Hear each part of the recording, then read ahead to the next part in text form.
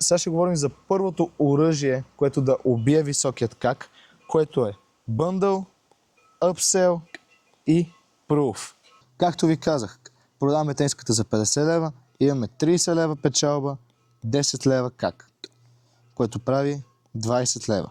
Но ако имаме 10 лева как, защото той не мърда така, и 60 лева печалба, чисто ни стават 50 кинта. Но как да бъндълваме е въпроса, как да правим upselling и как да вкараме proof, за да може хората да ни имат доверие, защото това е най-важното. Бъндълът е пакет, продаваш повече неща наведнъж, т.е. винаги има някаква отстъпка от тези продукти, което повечето хора ги плаши, защото просто повечето хора гледат праволинейно, че вместо да продадат един бъндъл от две тениски и вместо да струва 100 лева да го направят 90, по-добре да продадат тениските отделно на различните хора, за да си изкарат пълните пари 100 лева. Само че тогава харчиш пари, за да намираш тия клиенти. Да, ако си магазина Слънчака, които те така и така влизат пияните олигофрени, така и така не са много адекватни, за да знаеш какво ще се купи, може би е така, но това е много малък кейс от бизнесите. И точно за това ви казвам, когато имате бъндъл от 3 тениски, клиентът плаща повече, така реално вашият как пада като процент от приходите.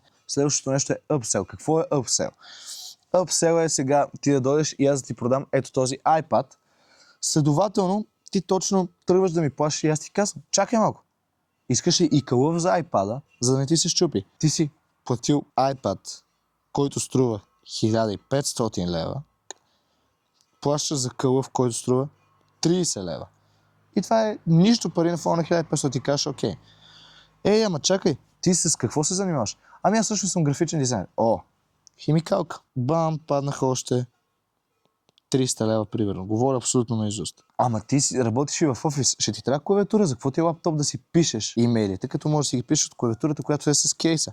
Махаме кейса, губим 30 лева и става кейс с клавиатура, който за протокол струва около 700 лева, което е скандално. Тоест, какво направихме? Човека идва да купи iPad за 1500 лева, а си тръгва с обща поръчка от 2500 лева. Същия пример. Ти си магазин за MMA оборудване. Продаваш една круша, която струва 300 лева. Той тъмън тръгва да си вкара карта и тогава, като си вкарал картата, тъмън да плати и му излиза писи ръкавици за още 50 лева, които в момента са 50 лева, но по принцип струват 100 лева, но защото си ги купуваш като бъндъл, ще струват 50 лева. Окей. Само, че трябва да си превърнеш ръцете преди да си сложиш ръкавиците. Купи си и бинт, който струва 15 лева. А знаеш ли, че ако сложим цялото това нещо в пакет, получаваш и въже за скачане безплатно. Също 20 лева ти получаваш 300 лева продажа. Само, че с същите 20 лева успяш да го накараш да даде още 50, още 15 и да получи едно въже безплатно, което се избил. От 300 лева вече поръчката ти става 365, което са над 20% печалба от тази поръчка с абсолютно същия как. С това просто в уебсайта я сложиш един механизъм, който да предложи тези неща. Трудното тук е да предложиш правилните неща. Точно това, което ви казах. Трябва да тестваш, да предлагаш различни неща, за да намериш кое се харесва. В бокса е ясно, защото няма много опции. Добре. Аз си купувам круша. Най-вероятно вече имам ръкавици, защото за да си купа круша, аз трябва да съм се научил да се бия. Това означава, че най-вероятно имам и бинтове. Това означава, че най-вероятно имам и въже за скачане. За да продадем тези 4 продукта, как се променя целият ни флоу. Първото нещо, което човек си купува, са ръкавици. 80 лева, да кажем. Защото вече не са в бъндъл. Струвало ти е, пак, както казахме, 20 лева да акварнеш къстъмъра. С ръкавиците предлагаш и бинтовете, които са 15 лева. Вече, понеже поръчката е по-малка, можеш просто да направиш намаление на въжето или да го предложиш срещу още 15 лева. Човекът е дошъл за 80 лева, поръчка, тръгва си с 110 лева. Тъпото тук. Липсва ни боксовата круша, която ни дава 300 лева и най-вероятно най-големия ни марджин е тук. Ето тук идва Facebook ретаргетинга, за който няма да навлизам още в детайли, защото трябва да научите другите неща преди това, но искам да разберете от сега колко е велико.